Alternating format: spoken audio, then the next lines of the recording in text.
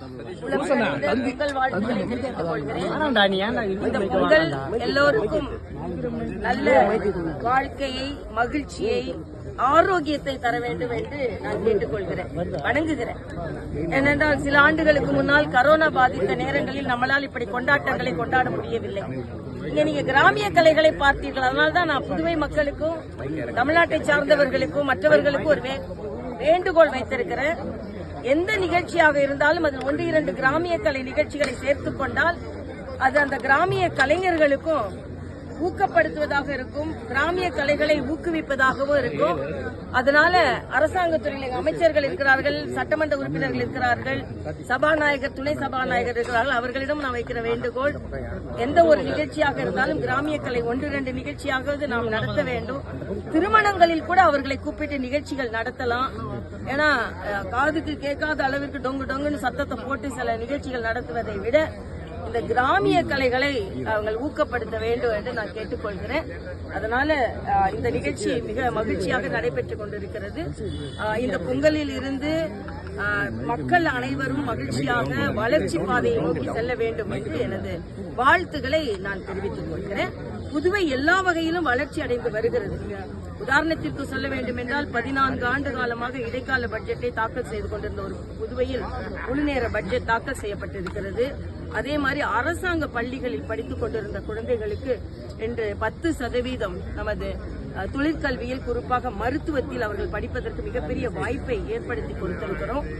அதே மாதிரி இங்கே பொங்கல் பரிசாக இன்னைக்கு 1-2 மாநிலங்கள்ல பாத்தீங்கன்னா கைத்தறி கொடுக்கல, பாலியஸ்டர் தான் கொடுத்துட்டாங்க, இதை நாங்க எப்படி கட்டுறது அப்படின்னு பக்கத்து மாநிலத்துல கூட மக்கள் இன்று சொல்வதை நான் பார்த்துக்கிறேன். அதனாலதான் மரியாதைக்குரிய பாரத பிரதமர் அவர்கள் டிபிடி என்ற ஒரு தொழில் நுட்பத்தை கொண்டு வந்தார்கள். அவர்களுக்கான பணத்தை நாம் செலுத்திவிட்டால் அவர்களுக்கு எது தேவையோ அவர்கள் வாங்கிக் கொள்வார்கள். அதனால்தான் புதுவையில நீங்க பாத்தீங்கன்னா டிபிடி மூலமாக நாம் மக்களுக்கு நேரடி வங்கி கணக்கு மூலமாக செலுத்தப்படுகிறது.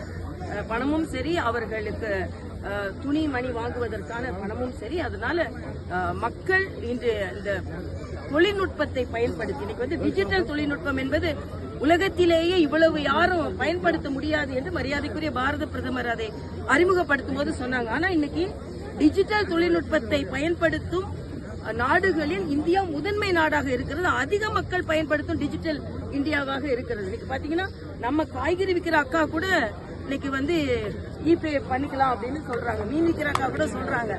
அதனால அந்த அளவிற்கு எளியோரிடமும் இந்த டிஜிட்டல் இந்தியா சென்று இருக்கிறது என்பதை நான் தெரிவிக்கிறேன். மேடம், அனைத்து திட்டங்களும் செயல்படுத்தப்படுதுன்றீங்க. ரேஷன் கடைகள் திறக்கல, ஊழியர்கள் தொடர்ந்து போராடுறாங்க. அதே போல் மருத்துவமனையில் ஆம்புலன்ஸ் சர்வீஸ் சரியாக இல்ல. அவங்க ரொம்ப இன்னைக்கு நல்ல மகிழ்ச்சியா எல்லாரும் கொண்டாடி இருக்கோம். என்னென்ன கோரிக்கை இருக்கோ எழுதி கொடுங்க, எல்லாம் நிறைவேற்றப்படும் என்று நான் தெரிவித்துக். அதனால நம்ம இன்னைக்கு மகிழ்ச்சியா கொண்டாடுறோம். தமிழக ஆளுநர் துணைவேந்தர் விவகாரத்துல உடனே நான் ஜிப்மர்ல உள்ள இமெயிலுக்காக உடனே நான் அங்க விசாரணை நடத்தணும்னு சொன்னேன்.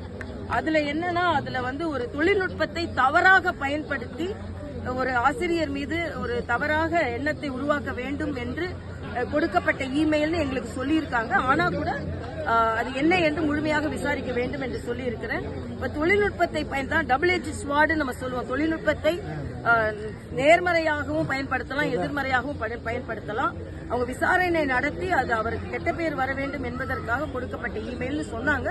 பட் ஆனாலும் மாணவ மாணவிகள் பாதுகாப்பாக இருக்க வேண்டும். எந்த கல்வி நிறுவனமாக இருந்தாலும் அவர்கள் பாதுகாப்பாக இருக்க வேண்டும் என்று. உதயநிதி ஸ்டாலினுக்கு துணை முதலமைச்சர் பதவி கொடுக்க இருப்பதாக ஒரு தகவல் வெளியாகுது.